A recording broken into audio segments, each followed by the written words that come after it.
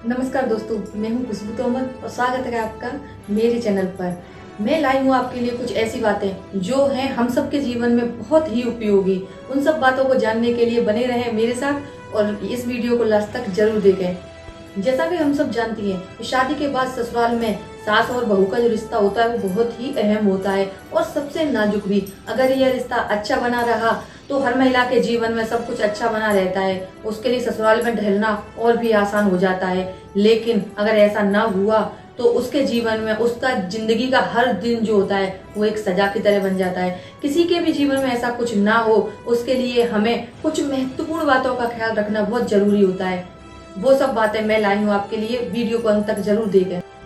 Mostly महिलाओं को मैंने देखा है कि शादी से पहले उनको बस एक ही टेंशन होती है कि उसकी और उनकी सास के बीच का जो संबंध है वो अच्छा रहेगा कि नहीं रहेगा, उसकी सास के साथ पटेगी कि नहीं पटेगी, पता नहीं क्या होगा, न जाने कितने क्वेश्चन रहते हैं। लेकिन इन्हीं क्वेश्चनों का जवाब पाने के लिए वो अपने पति से अपनी सास के व्यवहार के बारे में बहुत सारी बातें पूछने की कोशिश करती है और जानने की कोशिश करती है।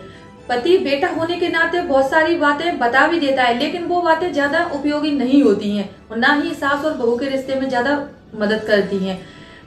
सबसे पहली बात ये है कि सास के नेचर को समझना। हर महिला को अपने सास के नेचर को समझने के लिए कोई किताब पढ़ने की जरूरत नहीं है, कोई नॉवल पढ़ने की जरूरत नहीं है। उसके लिए वह अपनी सास के नेचर को धीरे धीरे जानने की कोशिश करें कि उसकी सास वह किस स्थिति में कैसे बात करती है, और इस तरह जब वो अपनी सास को सारे काम करते हुए हर स्थिति से निकलते हुए देखेगी तो बहू को खुद ब खुद पता चल जाएगा कि सास का नेचर क्या है, कैसा है और वह ससुराल में किस परिस्थिति में किस तरह से निकलती है। यह सब बातें जब बहू खुद जानेगी तो उसे खुद पता चल जाएगा कि उसकी सास का नेचर कैसा है और वह सब उसके लिए बहुत ज्यादा मदद करेगा। दूसरी बात, क्या नहीं है पसंद। अधिकांश बहुओं को मैंने देखा है कि वो अपनी सास की पसंद को जानने की कोशिश करती हैं, लेकिन वह भूल जाती हैं कि उनकी सास को क्या नहीं है पसंद। जैसे ही बहू को पता चलता है कि उनकी सास को मटर पनीर खाना बहुत पसंद है, लेकिन वह यह जानना भूल जाती है कि उनको मटर पनीर में लहसुन खाना पसंद नहीं है। अगर वह यह नहीं जान सकती है तो उसने जितनी भी मेहनत करी है वो पूरी मेहनत बर्बाद हो सकती है। इससे बेहतर है कि वो सबसे पहले वह यह जानने की कोशिश करे कि उसकी सास को क्या पसंद नहीं है, तो वह वो सारे काम बिल्कुल भी ना करे जो उनकी सास को पसंद नहीं है। और अगर वो ऐसा करती है तो धीरे धीरे जैसे जैसे समय बीतेगा वो अपनी सास के करीब आती जाएगी और उन दोनों का जो रिश्ता है वो बहुत ही गहरा हो जाएगा और दोनों में एक सास बहुओं की तरह नहीं, माँ बेटी की तरह लगेंगी। तीसरी और सबसे महत्वपूर्ण बात, बदलने की कोशिश ना करें।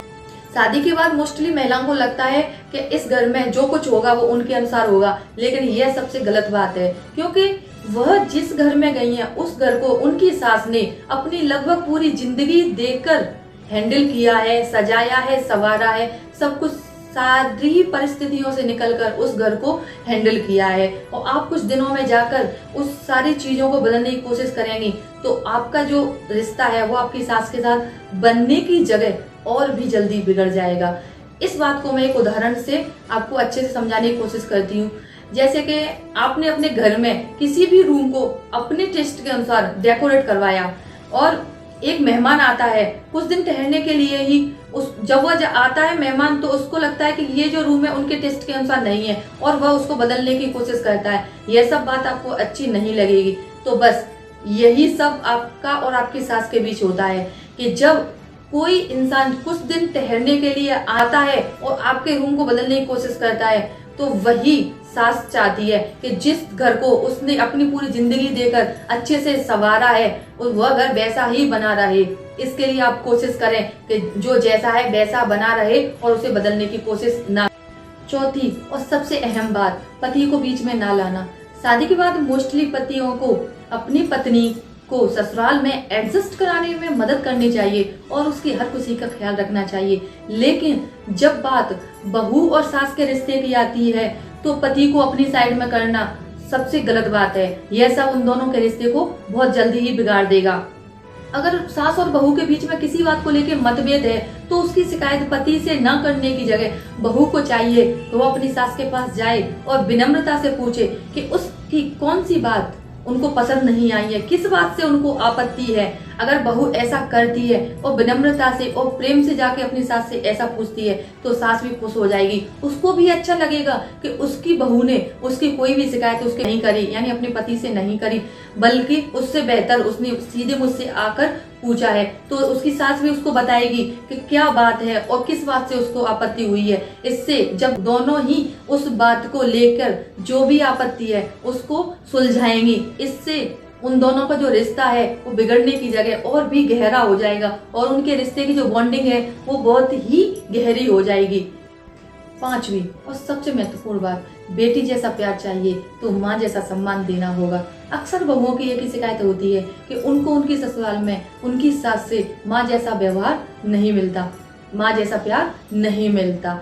लेकिन वह एक बात भूल जाती है, क्या कभी उन्होंने अपनी सास को माँ जैसा ट्रीट किया?